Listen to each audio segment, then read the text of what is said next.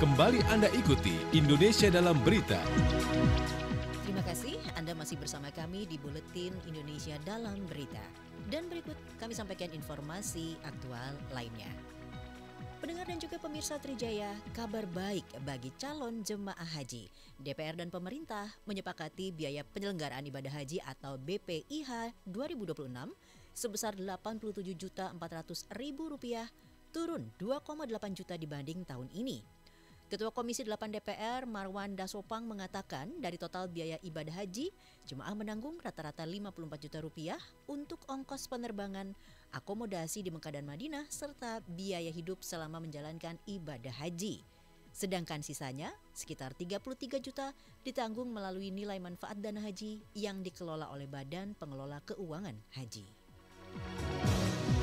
Komisi 8 DPR RI dan Menteri Haji Umroh Republik Indonesia sepakat bahwa besaran rata-rata BPIH tahun 1447 Hijriah 2026 Masehi per jamaah reguler sebesar Rp87.495,45 turun sebesar Rp2.893,34 dibanding dengan BPIH tahun 1446 Hijriah 2025 Masehi yang sebesar Rp89.410.258,79 per jamaah. B.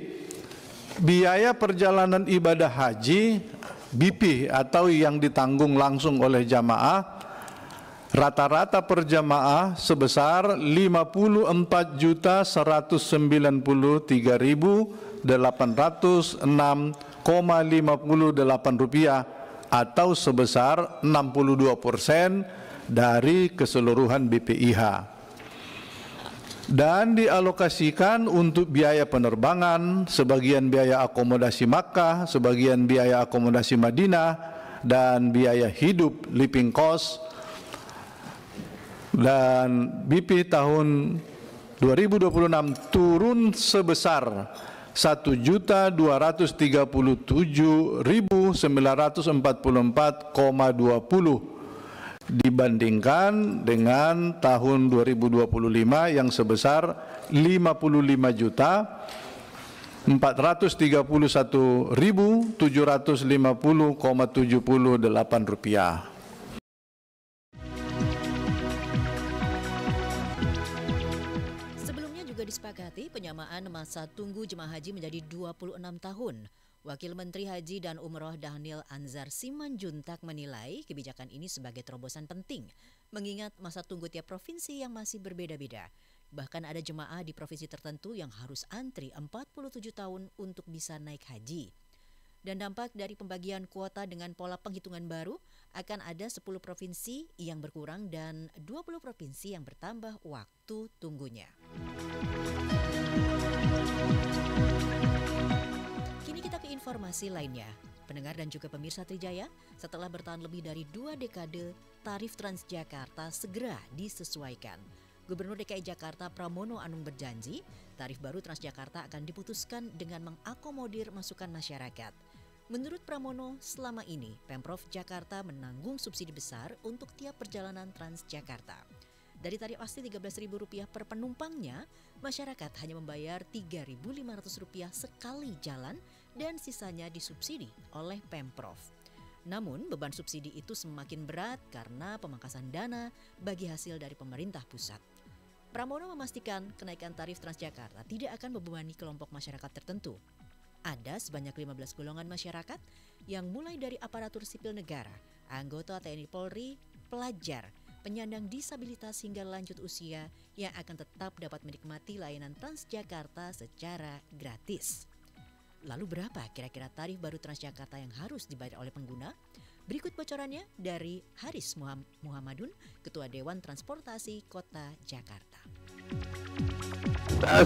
Dari Ciawi, dari Tangerang menuju dari Sawangan, Depok menuju ke Jakarta itu berkisaran ya, ini masih kisaran, tentunya nanti angka pastinya nunggu keputusan atau nunggu pembahasan lebih lanjut, itu kami mengusulkan di kisaran 7.000-an. 7.000-an. Seperti itu. Lalu kemudian yang tarif Jaklingko atau tarif mikrotrans kita yang kecil itu kan sementara ini sekarang ini kan Rp0 nih, gratis, ya. Nah, karena kami juga mendengar aspirasi masyarakat, terutama masyarakat penumpang, itu nanti akan kita terapkan kisaran antara 1.000 atau 2.000 karena ternyata gratis itu juga nggak mendidik. Artinya tidak ada kesetaraan ya. Jadi kalau misalnya abang-abang driver mikrotrans itu dibilangin sama penumpang, bang jangan ngebut-ngebut atau bang jangan ngerim mendadak, itu ya suka ada celutukan, gratis saja protes. Nah, hal-hal seperti itu, seperti itu yang kami coba kenali di lapangan sehingga ya rasa-rasanya yang tadinya Rp0 kalau naik 1.000 atau 2.000 itu masih oke lah.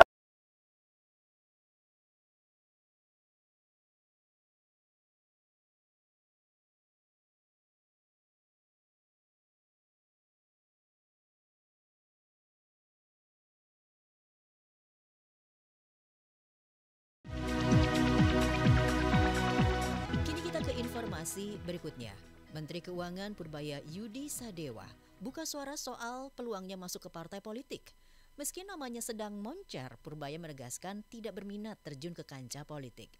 Popularitas Purbaya belakangan memang menanjak dan berdasarkan hasil survei Indeks Politika Indonesia, nama Purbaya menduduki peringkat 3 di bawah Prabowo Subianto dan Joko Widodo.